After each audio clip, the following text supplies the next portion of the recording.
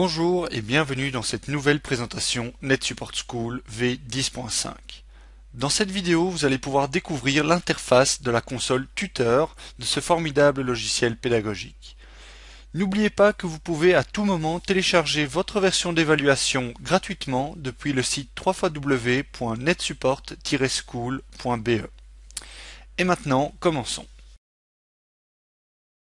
L'interface tuteur ou la fenêtre du contrôleur constitue votre principal outil. C'est depuis celle-ci que vous pourrez vous connecter aux ordinateurs des élèves, effectuer vos présentations, communiquer avec les élèves et encore appliquer vos restrictions. Plein d'autres fonctions sont disponibles, nous les verrons plus tard. Nous allons maintenant parcourir les différents éléments qui composent cette fenêtre. Tout en haut, nous avons la barre de titre. Celle-ci indique dans la partie de gauche le nom de l'ordinateur sur lequel vous êtes connecté. Dans la partie de droite, nous trouvons les boutons traditionnels permettant de réduire complètement la fenêtre, de diminuer la taille de la fenêtre ou de fermer complètement l'application. En dessous de la barre de titre, vous avez la barre de menu. Elle contient une série de menus qui servent à accéder à différents outils et utilitaires de configuration. Lorsque vous cliquez sur un des onglets, un menu déroulant apparaît.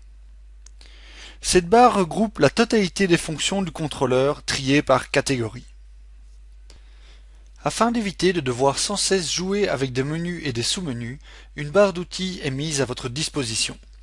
Cette barre d'outils est entièrement personnalisable et a pour but de regrouper les raccourcis pour les tâches et les outils dont vous vous servirez le plus fréquemment.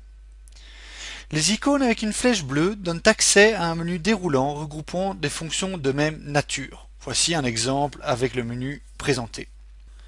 Par contre, si vous cliquez sur les éléments individuels, vous passez directement à la tâche ou à la fonction demandée. La dernière barre d'information dans la partie supérieure de la fenêtre est la barre de groupe. Tant que vous n'avez pas défini de groupe, seul le groupe Tous apparaît. Une fois défini, le nom du groupe et le nombre de membres apparaissent et les icônes d'outils du groupe deviennent actives pour que vous puissiez ajouter, supprimer ou modifier les propriétés du groupe. Passons maintenant dans la partie des différents modes de visualisation présents dans la barre verticale à gauche de votre écran.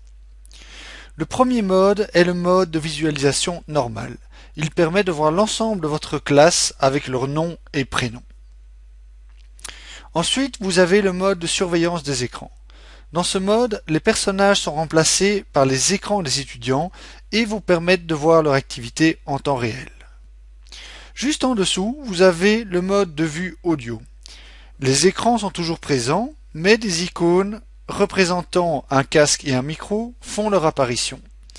C'est ces icônes qui vous permettront de surveiller l'activité audio de chacun des postes des élèves.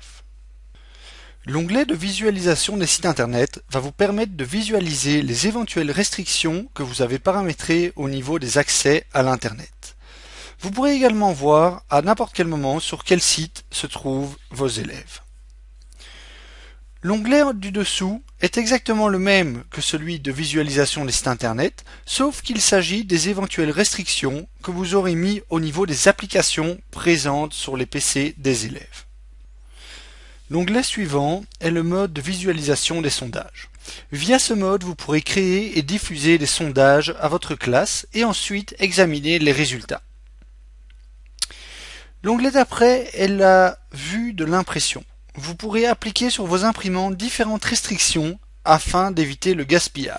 L'onglet suivant est la vue sur les messageries instantanées. Vous pourrez les activer, les bloquer ou encore simplement les surveiller. L'onglet d'après concerne les vues des périphériques.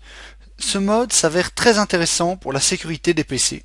Vous pourrez, via ce mode, appliquer des restrictions au niveau des lecteurs CD et DVD, au niveau des ports USB et également au niveau des entrées audio, casque et micro. Nous trouvons après le mode de vue du clavier.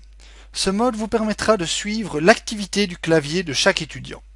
Et enfin, nous trouvons le dernier onglet qui est le mode de visualisation du tableau blanc. Le tableau blanc est considéré comme un tableau relativement traditionnel dans lequel vous aurez la possibilité de noter, de dessiner, de coller des schémas et ensuite de les diffuser à vos étudiants. Et voilà, c'est déjà ici que se clôture cette présentation de l'interface NetSupport School.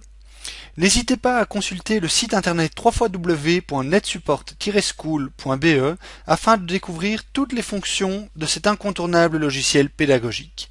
Et si vous désirez encore plus d'informations, téléphonez ou envoyez un email à la société CMS Benelux dont les coordonnées s'affichent maintenant.